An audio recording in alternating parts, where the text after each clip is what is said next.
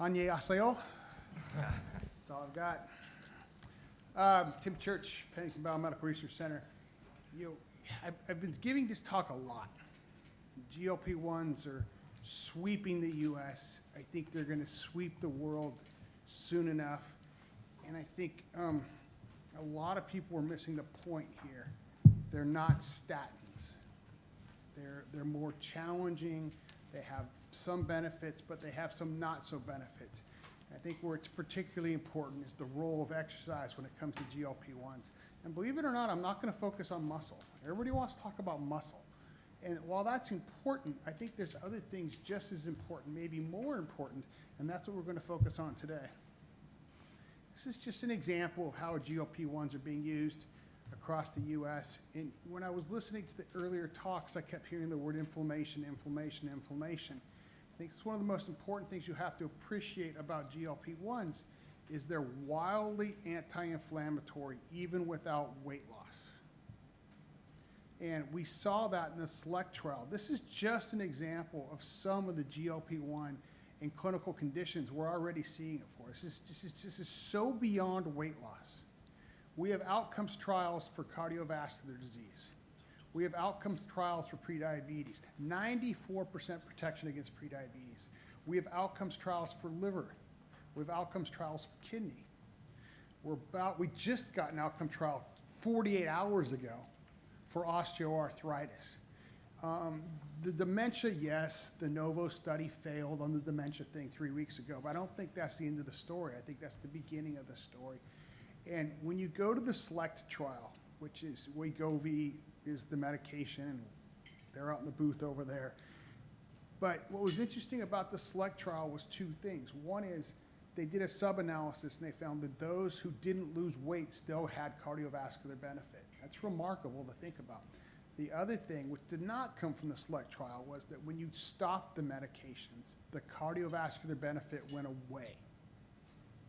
So we can't forget about that. But this is just an example of the pipeline. There is 60 to 80 other GLP-1s in the pipeline. Right now, you have semaglutide and tirzepatide dominating the market. That's about to change.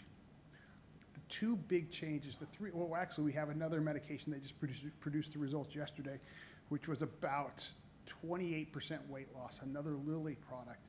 So we're going to see two things happening. We're going to see greater weight loss, but we're going to see the orals. Right now, they're all injectable. Once they go oral, the tsunami is going to hit because a lot of people don't want to deal with needles, and I get that. Now, if these are such miracle medications, do we need exercise? Can we just give somebody these medications and move on and say, well, what's the point? Well, I'm a very pro-exercise guy, so you can probably guess where I'm going to be on this, but the data supports my view on this. And before we talk about GLPs and exercise, we've got to talk about exercise in general. And this is an example of fitness, and everybody loves to talk about, if you get 1 Met fitter, if you get a little bit fitter, you reduce your risk of all-cause mortality and cardiovascular disease. And to be frank, this analysis actually kind of drives me nuts, because it misses the point. The point is this. It's not a linear relationship. When it comes to physical activity, when it comes to fitness and health, it's not a linear relationship.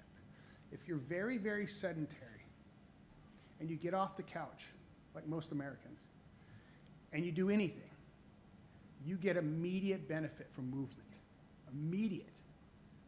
If you're already a runner, let's say you like to run 10Ks, and you train to go run a marathon, you actually don't get that much more benefit. You're at the flat part of the curve. So just getting people to do anything has tremendous benefit. And clearly, this is a bigger issue in America because you move a lot more here. Where in the U.S., we drive everywhere. There's not as much movement. But just getting people to move at all has tremendous, tremendous benefit. And this is classic Steve Blair data. Classic epidemiology. I kind of narrowed it a little bit, shortened it down, and what you have is overweight on the left and class 1 obese on the right, and you have levels of fitness. And the main takeaway here is no matter what you weigh, there's benefit to being active. No matter what you weigh, there's benefit to not being sedentary. And you've got sedentary on the left in the blue and low, moderate, fit. And this is risk of all-cause mortality across those levels. And you've seen in each weight category. So if you were to go from class 1 obese sedentary and you lose some weight, and this is not uncommon, you lose some weight but you don't get active, well, you've lowered your risk about 26%. Oddly, that's very close to what we saw in the SELECT trial, where they just lost weight without changing activity. It was about 20%. But wouldn't it be better if you not only lost the weight, but you got active and you improved your fitness? So you went from class 1 obese unfit to overweight, but a little bit fit. Now you've doubled your benefit.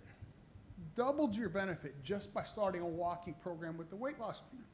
And this is awesome. This is theoretical. Is there anything to support this? Well, we're starting to get there. This is an unbelievable study published in the New England Journal. And what they looked at was exercise, well, first the placebo group, the group that got the placebo pill and no exercise, the group that got exercise alone, the group that only got the medication, the GLP-1 medication, the group that got both. This is an older GLP, liraglutide. It's not used as much these days, but I think the point is still there. And that is in this case, you see the group that got the exercise plus the medication had more weight loss and longer-term weight loss, but I'm not here to talk about weight loss. I'm here to talk about risk factors. No stronger risk factor than fitness. This is actually in the appendix. Sometimes the best data of a big paper is in the appendix. And if you dig into their appendix, you realize the only group that improved fitness through treadmill testing was the group that did the exercise. Kind of no surprise, but a little bit of a surprise, because you would think a group that lost a lot of weight through medication, their fitness might improve. Not at all. You didn't train it. So right here, it's hypothetically an advantage. Let's start looking at risk factors which align nicely with this conference. The only group that improved IL-6, the inflammatory marker, was the group that exercised. Despite the weight loss, they didn't improve it. Only the group that exercised. IFN, VCAM, you guys have heard of that, and ICAM. Both markers of vascular health. Let's get right to it. I believe there was a lecture earlier about this, carotid internal media thickness and the importance of carotid internal media thickness. The only group of the weight loss and exercise groups that reduced carotid internal media thickness was the group that exercised. So here is some preliminary data that suggests it's not just about the weight loss. It's not just about the medication. If you want to optimize health in somebody, not only do you want to get the weight off with the medication, but you've also got to get them moving.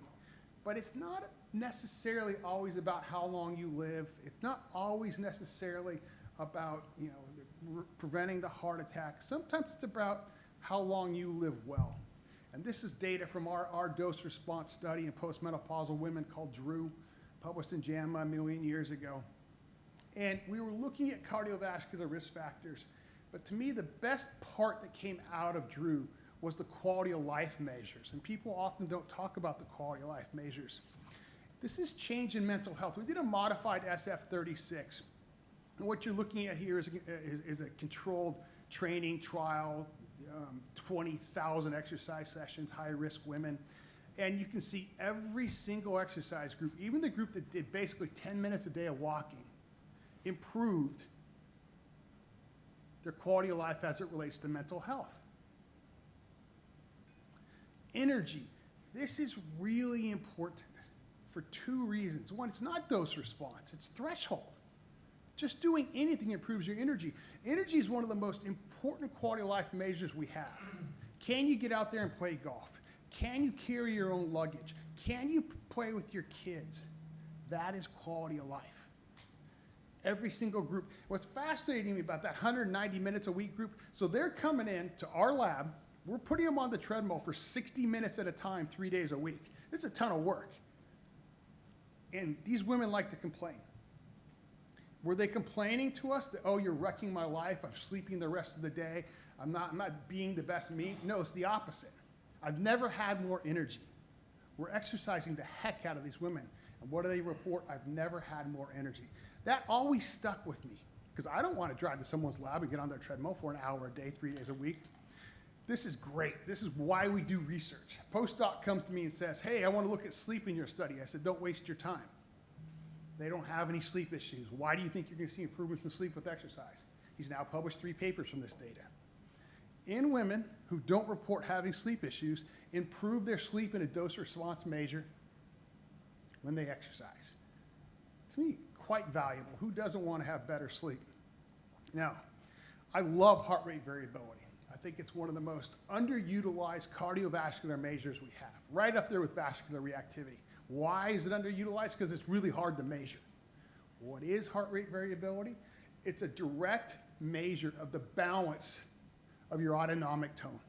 The higher your heart rate variability, the more parasympathetic tone. We all know the more parasympathetic tone you have, the less risk of having a cardiovascular event, as opposed to sympathetic tone, which does the opposite. Again, it's not quite dose response, almost threshold, but almost every individual in our exercise groups improved their heart rate variability. They improved their parasympathetic tone, which means they reduced their risk of having a bad arrhythmia and something bad happening to them. I think we're rolling up on the last one. Now, I didn't even mention muscle because I think muscle is important, but I also think we're spending a lot of times these days overstating what we know about muscle.